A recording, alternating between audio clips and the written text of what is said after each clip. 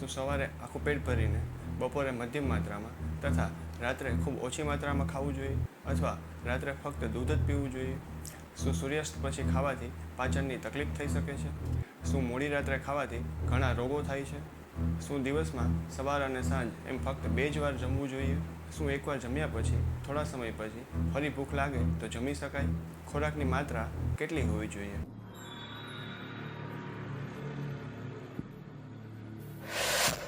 મિત્રો, આ તથા આના જેવા બીજા ઘણા ભોજનને લગતા સવાલો તમને પણ ક્યારેક તો અવશ્ય થતા હશે અને સોશિયલ મીડિયા પર આને લગતું વિરોધી મંતવ્યવાળું ઘણું સાહિત્ય ઉપલબ્ધ હોવાથી આમાંથી શું સાચું છે અને શું ખોટું છે એ નક્કી કરવામાં તમને ચોક્કસથી મૂંઝવણ અનુભવાતી હશે. તો આવો આજના વિડીયોમાં આપણે જાણીએ કે કયા સમયે અને કેટલું જમવું જોઈએ. એના વિશે આપણી ભારતની વર્ષો જૂની ચિકિત્સા પદ્ધતિ આયુર્વેદના ઋષિમુનિઓએ શું કહ્યું છે. હું છું તમારો મિત્ર વૈદ્ય હિમાંશુ. મિત્રો, ઘણા સમયથી આયુર્વેદના નામે એક ખોટો પ્રચાર ચાલી રહ્યો છે કે કાયમી સ્વસ્થ રહેવા માટે સવારે રાજાની જેમ એટલે કે ફૂલ પેટ ભરીને, બપોરે રાજકુમારની જેમ એટલે કે મધ્યમ માત્રામાં અને રાત્રે ગરીબની જેમ એટલે કે ખૂબ ઓછી માત્રામાં જમવું જોઈએ.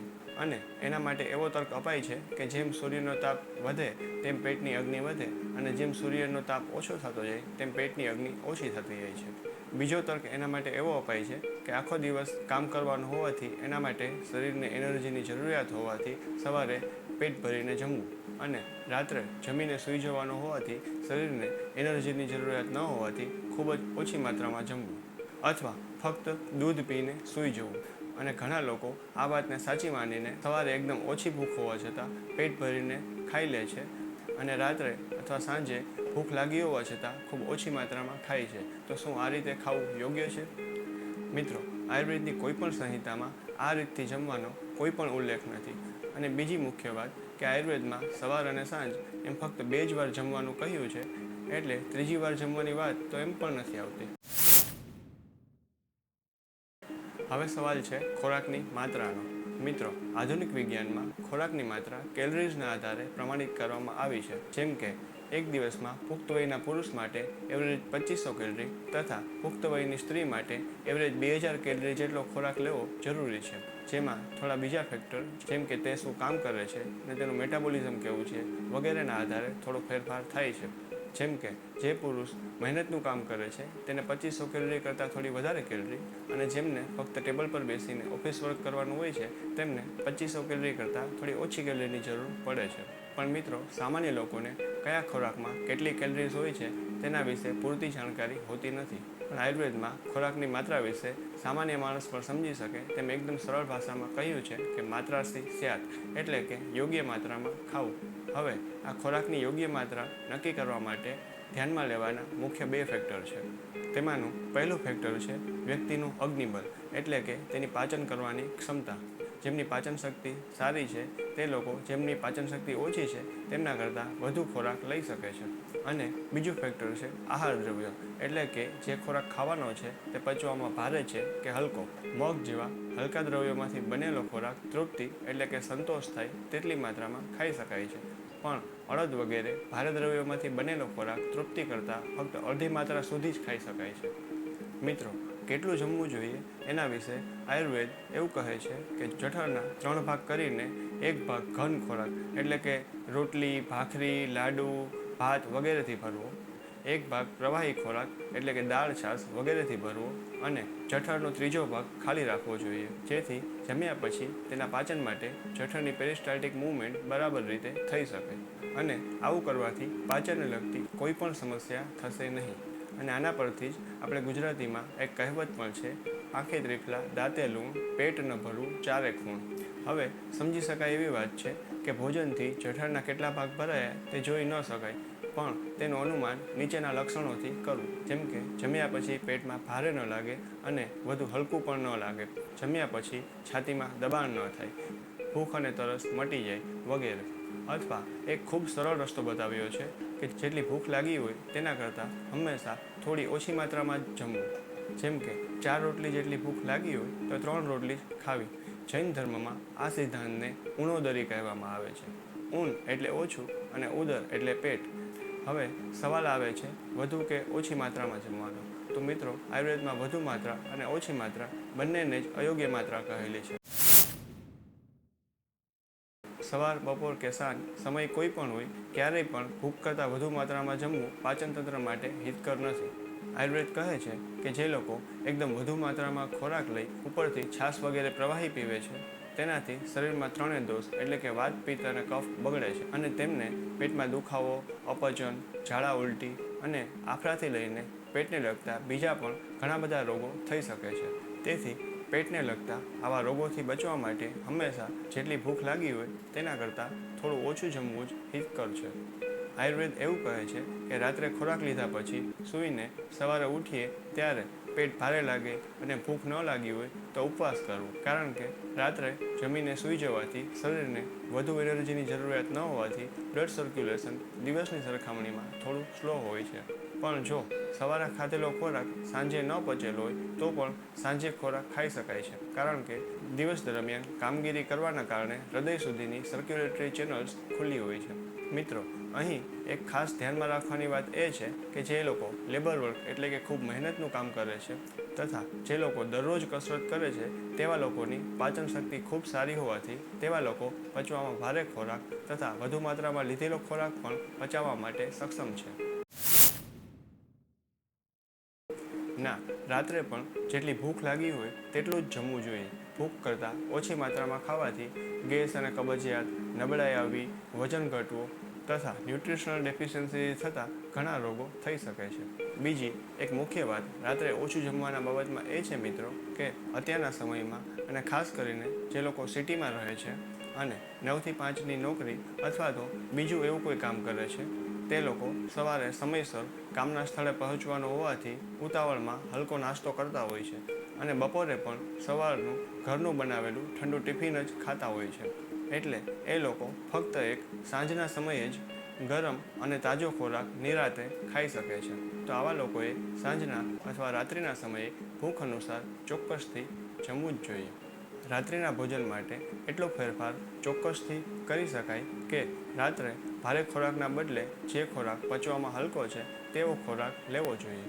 જેમ કે અડદની દાળ, ચણાની દાળ, પનીર વગેરે ભારે વસ્તુઓના બદલે મગની દાળ, મગભાત, શાકભાત, શાક રોટલી કે ખીચડી વગેરે હલકો ખોરાક લેવો હિતકર છે. મિત્રો, 2 થી 3 હજાર વર્ષ પહેલાં જ્યારે આયુર્વેદ લખાયું એ સમયે લોકો સવારે વહેલા ઉઠતા અને રાત્રે વહેલા સૂઈ જતા હોવાથી તેઓ સવાર અને સાંજ એમ ફક્ત 2 જ વાર જમતા હતા અને તેઓ સવારે જમ્યા પછી સાંજ સુધી કંઈ જ ખાતા ન હોવાથી તેમને વહેલી સાંજે ખૂબ જ સરસ ભૂખ લાગવાથી તેમના માટે બીજા ભોજનનો સમય સાયં એટલે કે સાંજનો કહ્યો છે. અને આજે પણ જે લોકો સવાર અને સાંજ એમ ફક્ત 2 વાર જ જમે છે તે લોકોએ સાંજના સમયે ભૂખ વહેલી લાગે તો વહેલું જમવું હિતકર જ છે. જૈન ધર્મમાં આને અણઆથમી કહેવાય છે. અણઆથમી એટલે કે સૂર્ય આથમે તે પહેલાં જમી લેવું. પણ મિત્રો, અત્યારના સમયમાં લોકો સામાન્ય રીતે સવારે, બપોરે અને રાત્રે એમ 3 વાર જમતા હોવાથી અને મોટાભાગના લોકો બપોરનું ભોજન 1 થી 2ના રિસેસના સમયગાળામાં લેતા હોય છે અને જેના કારણે તેમને સામાન્ય રીતે 6 થી 7 વાગે ભૂખ લાગતી ન હોવાથી એવા લોકો માટે સાંજે ભૂખ લાગ્યા વગર વહેલું જમી લેવું હિતકર નથી. અને ઘણા લોકો તો નોકરી કે કામ પરથી જ રાત્રે 8 કે 9 વાગે આવતા હોય છે. તો એવા લોકો માટે વહેલું જમવું એમ પણ શક્ય નથી હોતું. તો આવા લોકો રાત્રે ચોક્કસથી પોતાની ભૂખ પ્રમાણે ખાઈ શકે છે. પણ એ લોકોએ ફક્ત એટલું ધ્યાન રાખવું જોઈએ કે જમીને તરત સૂવાને બદલે જમ્યા પછી ઓછામાં ઓછી 1.5 કલાક પછી સૂવું જોઈએ, જેથી ખાધેલા ખોરાકને પચાવવા માટે પાચનતંત્રને પૂરતો સમય મળી રહે. આ ઉપરાંત જે લોકો નાઇટ શિફ્ટમાં કામ કરે છે અને જે લોકોએ આખી રાત જાગવાનું હોય છે એવા લોકો પણ મોડી રાત્રે પોતાની ભૂખ અનુસાર ચોક્કસથી ખાઈ શકે છે. મિત્રો, આયુર્વેદ અનુસાર જ્યારે સારી એટલે કે એકદમ કકડીને ભૂખ લાગે એ જ ભોજન લેવાનો શ્રેષ્ઠ સમય છે. સમય કોઈ પણ હોય પણ ત્યારે જો ખૂબ સારી ભૂખ લાગે છે તો ત્યારે ખોરાક ખાઈ શકાય છે, કારણ કે ભૂખ લાગવી એ શરીરની એનર્જીની જરૂરિયાત માટેનું એલાર્મિંગ સિગ્નલ છે અને તેને અવગણવું ન જોઈએ. પણ અહીં એ વાત ખાસ ધ્યાનમાં રાખવી જોઈએ કે એ ભૂખ સ્વાદિષ્ટ ભોજનને જોયા પછી લાગેલી હોવી ન જોઈએ. અને તેનાથી ઉલટું કે જો સવારે કે સાંજે પણ ભોજનનો નિયમિત સમય થયો હોવા છતાં પણ જો એ સમયે ભૂખ ન લાગી હોય તો ત્યારે કંઈ પણ ખાધા વગર એક સમય માટે ચોક્કસથી ઉપવાસ કરવો જોઈએ. કારણ કે ભૂખ લાગ્યા વગર ખાવાથી ખાધેલો ખોરાક પચશે નહીં અને તે નહીં પચેલો ખોરાક આયુર્વેદ અનુસાર બીજા ઘણા બધા રોગો કરી શકે છે. મિત્રો, અહીં ભૂખના આ નિયમને લઈને એક વાત એ પણ ધ્યાનમાં રાખવી કે સારી ભૂખ લાગે ત્યારે ખાઈ લેવાનો આ નિયમ ડાયાબિટીસના રોગીઓ માટે લાગુ પડતો નથી. એનું કારણ એ છે કે ડાયાબિટીસના રોગીઓને તેમના રોગના કારણે ભૂખ હંમેશા વધુ જ લાગેલી રહેતી હોય છે. મિત્રો, આમ તો મોટાભાગના લોકોને 3 વાર ખાધા પછી વધારાના સમયે ભૂખ લાગતી હોતી નથી. પરંતુ એવા લોકો કે જેમની પાચન શક્તિ સ્વભાવથી જ વધુ છે કે જે આયુર્વેદ અનુસાર પિત્ત પ્રકૃતિવાળા લોકો છે. પિત્ત પ્રકૃતિવાળા લોકોને સ્વભાવથી બીજા લોકો કરતાં વધુ ભૂખ અને તરસ લાગે છે. તે લોકોની ખોરાકની માત્રા પણ બીજા લોકો કરતાં હંમેશા વધુ હોય છે અને તેઓની પાચન શક્તિ પણ ખૂબ સારી હોવાથી એવા લોકોને 3 વાર જમ્યા પછી પણ વધારાના સમયે પણ ભૂખ લાગતી હોય છે. અને તમે તમારી આસપાસ પણ એવા ઘણા લોકો જોયા હશે કે જેઓ થોડા સમયે કંઈક ખાવાનું ખાતા રહેતા હોય છે અને આવા લોકોને જો સમયસર ભોજન ન મળે તો નબળાઈ આવી, ચક્કર આવવા વગેરે સમસ્યાઓ પણ અનુભવાય છે. અને તેનાથી ઉલટું આવા લોકો 3 વાર ઉપરાંત પણ વચ્ચે આવું ખાતા રહેતા હોવા છતાં તે લોકોમાં ખોરાકના પાચનને લગતી કોઈ પણ સમસ્યાઓ જોવા મળતી નથી.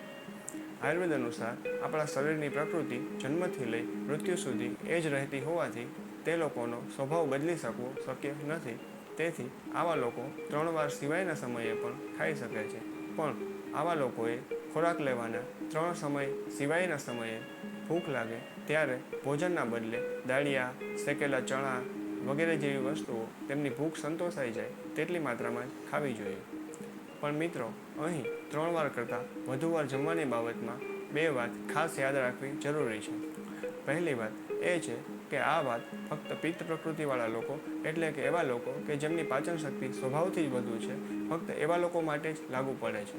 બીજી વાત એ છે કે જો ફક્ત ભૂખ જ વધુ લાગે છે પણ ખાધા પછી એ ખોરાક પચતો નથી અને પેટ ભારે લાગવું, ગેસ થવો વગેરે અપચનને લગતી સમસ્યાઓ થાય છે તો એ ખોટી ભૂખ હોઈ શકે છે. આયુર્વેદમાં તેને દુષ્ટ બુભુક્ષા કહે છે અને આવા લોકોએ 3 વાર સિવાયના સમયે જમવું એ નુકસાન કરનાર છે. આ સિવાય ઘણા એવા લોકો પણ હોય છે કે જેમને એકવાર જમ્યા પછી ભૂખ લાગ્યા વગર જ થોડા સમયે કંઈક ખાતું રહેવાની ટેવ હોય છે. આયુર્વેદમાં તેને અંતરા ભોજન કહે છે. અંતરા ભોજન એટલે 2 ભોજન વચ્ચેના સમયે ભૂખ લાગ્યા વગર જમવું. અને અંતરા ભોજન કરવાની આયુર્વેદમાં સ્પષ્ટ શબ્દોમાં મનાઈ કરેલ છે. આથી પિત્ત પ્રકૃતિ સિવાયના બાકીના લોકોએ 2 ભોજનની વચ્ચે ભૂખ ન લાગે ત્યાં સુધી કંઈ જ ન ખાવું એ જ હિતકર છે. મિત્રો, આયુર્વેદ અનુસાર કાયમી સ્વસ્થ રહેવા માટે જો સૌથી વધુ મહત્ત્વનો કોઈ નિયમ હોય તો એ નિયમ છે સમયસર ભોજન લેવાનો નિયમ. પણ એ સમય એટલે સવાર, બપોર અને સાંજનો સમય નહીં, પણ કળકળતી ભૂખ લાગે એ સમય. મિત્રો, તમારો સ્વસ્થ રહેવાનો ઘણો મોટો આધાર તમે ક્યારે, કેટલું અને શું ખાઓ છો એના પર રહેલો છે. આયુર્વેદમાં એવું સ્પષ્ટપણે કહ્યું છે કે જે લોકો ખોરાકના અહીં બતાવેલા નિયમોને ધ્યાનમાં લઈને એ પ્રમાણે ખોરાક લેશે એવા લોકોને ભોજનથી ઉત્પન્ન થનારા કોઈ પણ રોગો થશે નહીં. મિત્રો, આજકાલ સોશિયલ મીડિયા પર ભોજનને લગતી ઘણી જ ભ્રામક અને ખોટી માન્યતાઓનો ખૂબ જ પ્રચાર પ્રસાર થઈ રહ્યો છે. તો વધુમાં વધુ લોકો સુધી ખોરાકને લગતી આયુર્વેદમાં કહેલી સાચી માહિતી પહોંચાડવા માટે આ વિડીયો શેર કરવા નમ્ર વિનંતી છે. અને આવી જ આરોગ્યપ્રદ માહિતી માટે ચેનલ સબસ્ક્રાઈબ કરવાનું ન ભૂલશો.